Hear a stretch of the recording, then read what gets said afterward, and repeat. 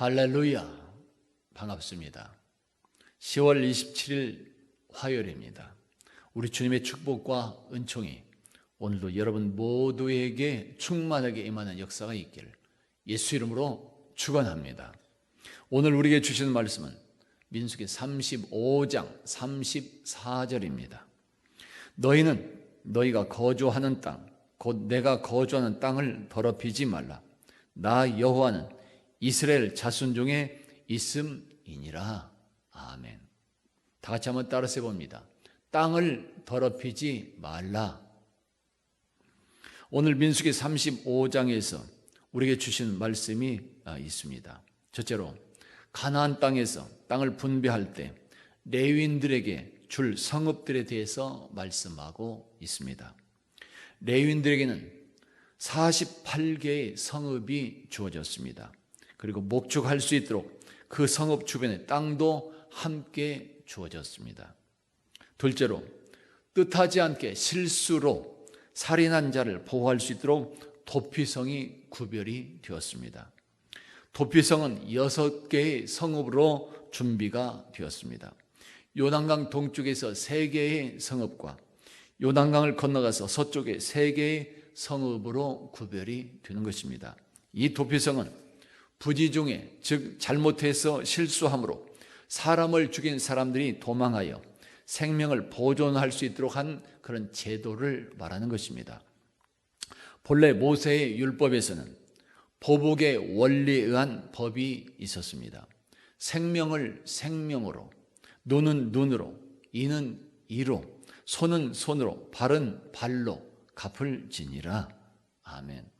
당시에 이런 율법은 하나님께서 창조하신 세상에서 질서를 유지하기 위한 아주 필수적인 조처였다고 말할 수 있습니다.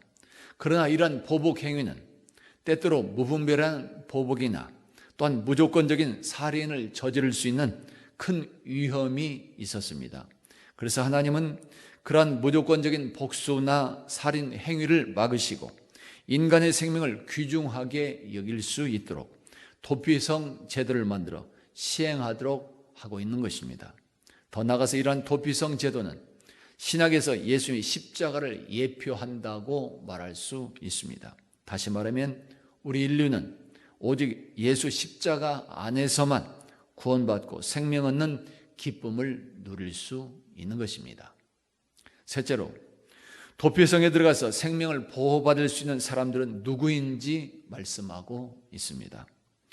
도피성이 마련되었다고 해서 아무나 들어갈 수가 없었습니다. 고의적으로, 계획적으로 살인한 사람은 보호를 받지 못하고 반드시 그 살인한 대가를 받아야만 했습니다. 오직 부지 중에, 즉 계획적이 아니라 실수로 인하여 사람을 잘못 죽게 만들었던 그 사람들만 도피성에 도망하여 생명을 보호받을 수 있는 권리가 주어졌습니다. 이러한 사실을 볼 때 하나님은 사람들이 행하는 외적인 모습만 보는 것이 아니라 그 사람의 내면의 모습까지, 마음속 계획까지 모두 다 보고 계신다는 것을 알 수 있는 것입니다. 성도 여러분, 하나님은 오늘 우리에게 땅을 더럽히지 말라고 말씀하십니다. 무엇이 땅을 더럽히는 것일까요? 죄악입니다. 세상의 죄악들이 땅을 더럽히고 있는 것입니다. 그 중에서도 사람의 생명을 죽이는 살인 행위가 땅을 더럽히는 가장 큰 죄악의 행위라고 말할 수 있습니다.